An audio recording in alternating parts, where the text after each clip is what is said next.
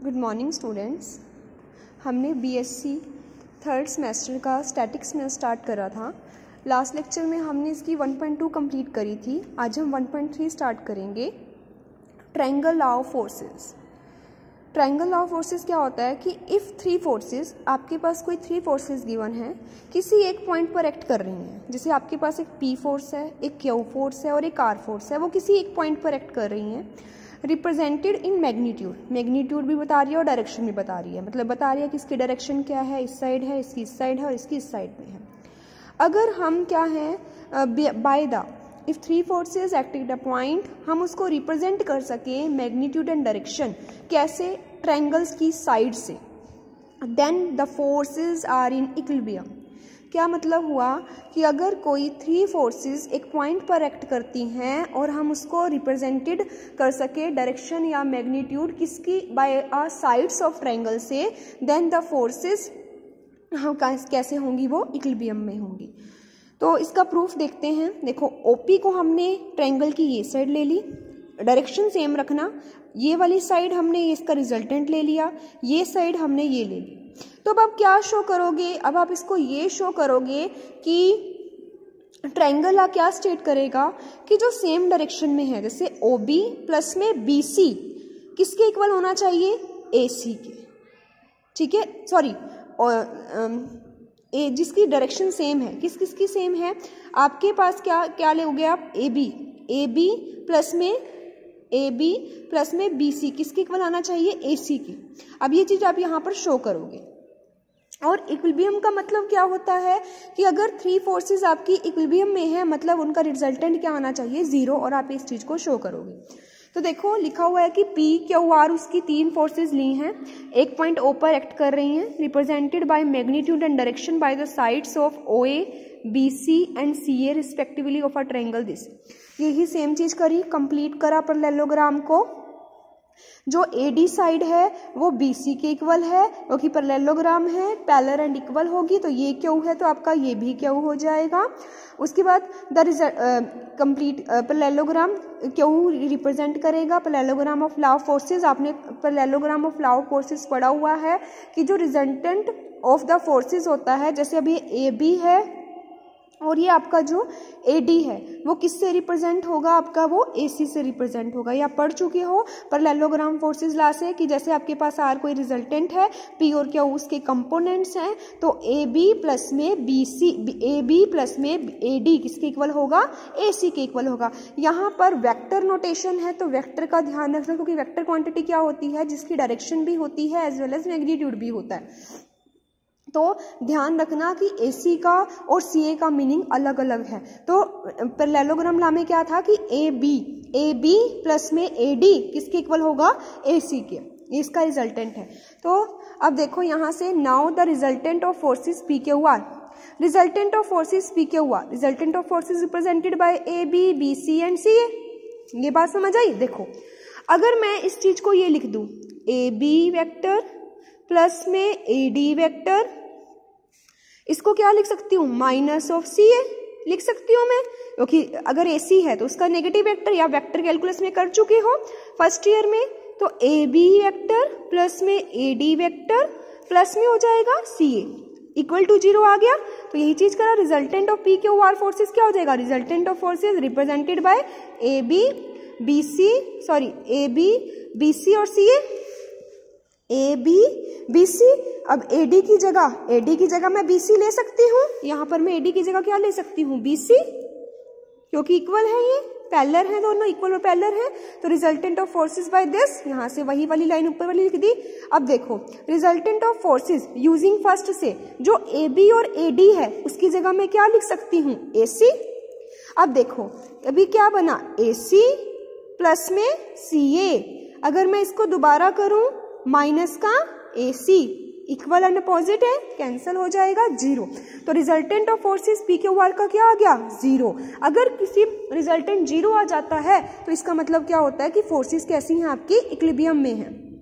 अब देखो since AB BC CA 0 है, यहाँ से हमने ये चीज करी थी, तो इसको आप ऐसे लिख सकते हो, यहाँ से ये चीज आ जाएगी, hence the triangle of forces. तो ट्रायंगल ऑफ फोर्सेस क्या स्टेट करता है कि अगर दो फोर्स हैं, एक पॉइंट पर एक्ट कर रही है, represented in magnitude and direction by the two sides taken in order. Order मतलब सेम डायरेक्शन में ले रखा है, उसका ऑर्डर आपको ध्यान रखना पड़ेगा। तो रिजल्टेंट जो होगा वो कहाँ होगा, उसके अपोजिट डायरेक्शन में होगा। दैट इज, अगर आपके पास एक ये ट्रायंगल है, ये आपके पास क्या है, ए है, ये बी है, ये सी है, ए बी सी इसकी सेम डायरेक्शन है, तो ये क्या होगा, तो क्या होगा, ए बी प्लस में बी सी किसके इक्वल होगा, इक्वल होगा आपके ए सी के। ठीक है जी। तो क्या कहता है ट्रायंगल ऑफ फोर्सेस कि अगर दो साइड्स हैं, ट्रायंगल की दो साइड्स हैं, ऑर्डर में है, रिप्रेजेंट हो रही हैं magnitude and direction by the two sides of triangle, then the resultant is represented by magnitude and direction by the third sides taken in the opposite order. Converse आप खुद try करना, easily से हो जाएगा। जैसे हमने ट्रायंगल ला करा है वैसे ही आपका कन्वर्स है। नेक्स्ट जो इसका इंपॉर्टेंट टॉपिक है, जो नेमिंग थ्योरम भी आती है, लैम्डा म्यू थ्योरम, इसको ढंग से ध्यान से करना। The resultant of two forces acting at a point O, दो फोर्सेस हैं, एक ओ ए है, एक ओ बी है, एक्ट एक ओ पॉइंट पर हो रही है, ओ पॉइंट पर एक्ट हो रही है, इसका ऐसे मैग्नीट्यूड लैम्डा ओ ए है, इसका म्यू ओ बी है। इसका बताना है, आपको शो करना है कि जो इसका रिजल्टेंट होगा वो ओसी से रिप्रेजेंट होगा, और कैसे होगा, लैम्डा प्लस म्यू इंटू में OC, where C is the point in A B such that lambda into C A is equal to, यह ठीक कर लेना, यहाँ पर आपका क्या आएगा, यहाँ आपका आएगा म्यू इंटू में बी सी। ठीक है। तो अब आपके पास क्या है, अब आपके पास ये गिवन है, आपको ये चीज शो करनी है कि ओसी आपका इसके इक्वल होगा। इसका लैम्डा म्यू थ्योरम का क्वेश्चंस में डायरेक्ट यूज होता है आपका। तो देखो, लेट कर लिया कि ओ ए आपका लैम्डा म्यू ए है, इसको ए मान लिया, इसको ओ बी मान लिया। इसकी डायरेक्शंस का ध्यान रखना, ओ ए है तो ओ ए वाली साइड हो जाएगा, ओ बी हो जाएगा, और तीसरा क्या है आपका, ओ सी है। टू गिवन फोर्सेस ले ली, लैम्डा इंटू ओ ए, म्यू इंटू ओ बी। एक पॉइंट ओ पर एक्ट कर रही हैं, डायरेक्शन दे रखी हैं, टेक अ पॉइंट सी, सी एक पॉइंट लिया, सच डेट इस तरह से पॉइंट है कि लैम्डा सी ए, ये चीज ध्यान रखनी, ये चीज सॉरी आपको गिवन है कि आपने सी एक पॉइंट लेना है represented by O C, where C is a point, C A B में इस तरह से पॉइंट है कि जो ये चीज आपको गिवन है, ये चीज आपको गिवन है, इसका यूज करना है। तो लैम्डा सी ए किसके इक्वल दे रखा है आपको, सी बी के इक्वल दे रखा है। तो यहां से क्या हो जाएगा, from triangle O A C triangle of forces लगाओ, ट्रायंगल ऑफ फोर्सेस से ओ ए की डायरेक्शन किसके, ओ ए किसके इक्वल होगा, ओ सी प्लस में सी ए से, यहां से फिर ओ ए की वैल्यू लैम्डा म्यू है, ओ सी की वैल्यू, सी ए की वैल्यू। ठीक है, सॉरी इसकी जगह क्या लिख दोगे, लैम्डा से तीनों साइड मल्टीप्लाई कर लोगे। सिमिलरली ट्रायंगल कौन सी लोगे, ओ सी बी, उसमें क्या हो जाएगा, उसमें हो जाएगा ओ बी किसके इक्वल हो जाएगा, ओ बी इक्वल होगा ओ सी और सी बी के, फिर इसको म्यू से मल्टीप्लाई कर लोगे, दोनों को ऐड कर दोगे, यहां से आपका आंसर आ जाएगा। ठीक है, इसका डायरेक्ट यूज होता है, स्टेटमेंट क्लियर होनी चाहिए लैम्डा म्यू थ्योरम की क्या होती है, और आपको इसका रिजल्ट याद होना चाहिए कि देखो ये भी क्वेश्चन में यूज होगा डायरेक्टली। अगर ओ बी और ओ सी है, ओ बी और ओ ए है, तो रिजल्टेंट कैसे ओ सी से होगा, जो इन दोनों का सम किससे होगा, लैम्डा म्यू, जो दोनों के कोफिशिएंट हैं उनका सम इनटू में ओ सी साइड। अब इसकी क्रोलरीज हैं कुछ कि अगर लैम्डा और म्यू इक्वल हो जाए तो ये रिजल्ट होता है, अगर लैम्डा माइनस म्यू के इक्वल हो जाए तो ये रिजल्ट होता है। अब हम इसके क्वेश्चंस देखते हैं। क्वेश्चंस बहुत इजी हैं, 9th-10th पर बेस्ड है क्वेश्चन, जो उसमें आप ट्रायंगल्स वाली चैप्टर्स करते थे उसका वही सारे चैप्टर्स हैं। मिड पॉइंट का यूज हो रहा है, ट्रायंगल लॉ का यूज हो रहा है, सेंट्रोइड क्या होता है, क्वाड्रिलेटर क्या होता है, सब चीजें वही यूज्ड हैं इसमें।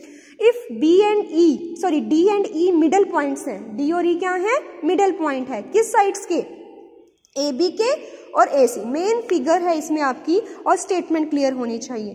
ट्रायंगल एबीसी ले रखी है, हमने क्या प्रूफ करना है, प्रूफ करना है कि resultant of the forces represented by BE, मतलब बीई प्लस में डीसी किसके इक्वल होना चाहिए, 3/2 इंटू बीसी। ये चीज आपको शो करनी है, ये चीज आपको शो करनी है।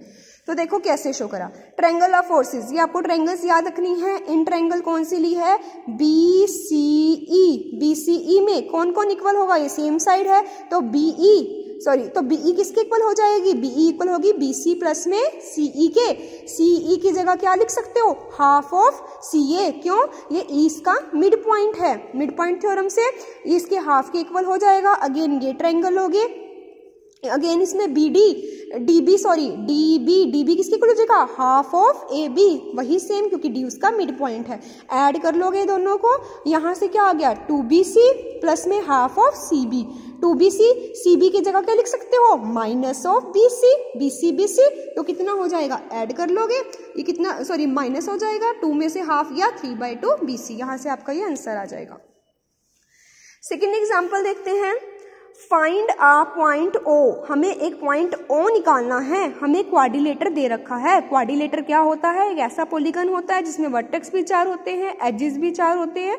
इंटरनल एंगल्स का सम कितना होता है, इंटरनल एंगल्स 90 होते हैं और सम ऑफ इंटीरियर एंगल कौन सा होता है आपका 360 डिग्री होता है सबका।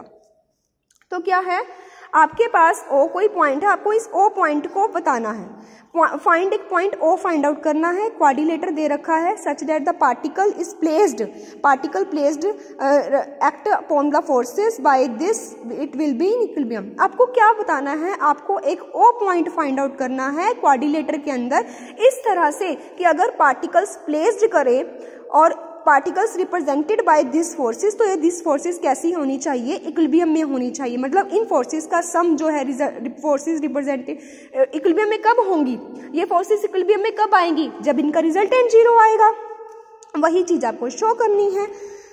तो स्टेटमेंट एक बार दोबारा देखते हैं, O पॉइंट क्वाड्रिलेटर के अंदर फाइंड आउट करना है। अगर हम पार्टिकल को प्लेस्ड करते हैं इस तरह से कि जो फोर्सेस रिप्रेजेंटेड है वो इन इक्विलिब्रियम में हो जाए, कौन सी फोर्सेस, इस पॉइंट O ले लिया कोई हमने क्वाड्रिलेटर में, ये नहीं कह रखा कि इसका मिड पॉइंट है, ये नहीं कह रखा कि इसका सेंटर है, हमने बताना है कि ये पॉइंट कहाँ पर मिलेगा, हमने इस पॉइंट को अंदर यहाँ मान लिया। तो OB, OC, OD हमें बताना है कि ये फोर्सेस इक्विलिब्रियम में है, मतलब इनका रिजल्टेंट क्या है, 0 है। अब सिंस ले लिया O be the given point है inside the quadrilateral ABCD, let E and F be the mid point of the sides AB and CD respectively. G क्या है, मिड पॉइंट है EF का। अब आपको मिड पॉइंट की प्रॉपर्टीज वही 9-10 वाला काम करना है सारा। E मिड पॉइंट है किसका, OA का, AB का, ये इसका मिड पॉइंट है। मिड पॉइंट प्रॉपर्टी क्या कहती है, अभी देखो कौन सी ट्रायंगल बनी, ये मिड पॉइंट प्रॉपर्टी होती है कि अगर इसका मिड पॉइंट है तो OA प्लस में OB किसके इक्वल होगा, ट्वाइस ऑफ OE के। ये मिड पॉइंट थ्योरम का रिजल्ट है। सेम उसी तरह से ट्रायंगल OC, अब इस वाली में लेते हैं, सिमिलरली OC इस वाली थ्योरम में, ये वाली में OC और OD किसके इक्वल होगा, ट्वाइस ऑफ OF के। इन सम को ऐड कर दिया, अब ये देखो एक और ट्रायंगल बन गई यहाँ से OE, किस को करा, OE कहाँ है, ये रहा OF। अब इसका G मिड पॉइंट आया, इसका G मिड पॉइंट है तो किसके इक्वल होगा, ट्वाइस ऑफ OG के। सिर्फ एक रिजल्ट का यूज है इस क्वेश्चन में, 3 बार यूज कर रखा है, एक बार इस ट्रायंगल के लिए, एक बार इस ट्रायंगल के लिए और एक बार इस वाली ट्रायंगल के लिए, जो कंस्ट्रक्शन से कर रखी है आपने। कंस्ट्रक्शन ध्यान रखना क्या कर रखी है इसमें। अब क्या हो गया, किसके इक्वल आ गया, 4 और OG के इक्वल आ गया। The particle will be in equilibrium, particle equilibrium में कब होंगे, अगर रिजल्टेंट क्या हो जाएगा, वेनिश, मतलब क्या हो जाएगा, 0। अगर OG 0 आ रहा है तो मतलब क्या है, दोनों पॉइंट एक पर ही हैं, तो O किसके साथ कंसाइड कर जाएगा, G के साथ। Hence the required point O is the mid point of the joining of the mid point of opposite side of the quadrilateral, क्योंकि O G के साइड कर दिया, कंसाइड कर गया, तो O कहाँ है, O कहीं और नहीं है, O is the mid point है किसका, of the join of the mid point of opposite side of the quadrilateral के। अब थर्ड एग्जांपल देखते हैं इसका। थर्ड में सिर्फ एक चीज समझने वाली है कि सेंट्रोइड क्या होता है। सेंट्रोइड क्या होता है, जहां पर सारी मीडियंस इंटरसेक्ट करती हैं, और ये मीडियन सेंट्रोइड जो होता है मीडियन को 2:1 में स्प्लिट करता है।